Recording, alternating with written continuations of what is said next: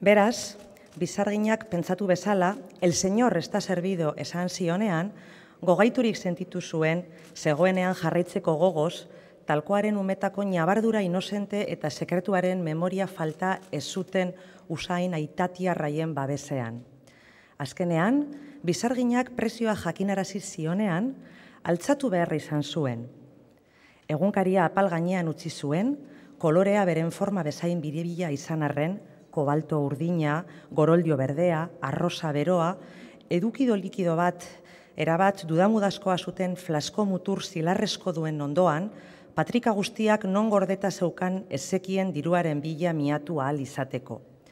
Bizarginak lepoa luzatu zuen losadaren argazkira hurbiltzeko, eta gero, aurreko izpilutik zo, baia, han matado a otro, esan zuen, sentimendu garbirik adierazi gabe, baina bezeroaren arrotz izaeraz mesfidati ziurrasko, bai, bat gehiago erantzun zion, bat gutxiago erantzun ziezaiokeen bezala.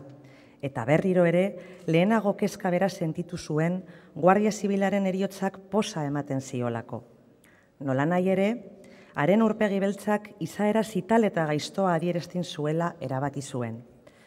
Ke cosas, esan zuen Bizarginak, eta bizkarra eskuilatzen hasi zitzaion erabateko harretaz, gauza hauengarri haiek Iñaki Abaituaren gorputzean itsatzirik zeudela irudituko balitzaion, ezabatzeko asmoz bezala.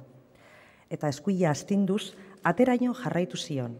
Azkenean, Iñaki Abaituak besotik heldu zion arte, hain zuzen ere, no sé a dónde nos lleva todo esto, esaten zion unean, eta elkarri zo geratu ziren baten hitza bestearen keinuari balegokio bezala.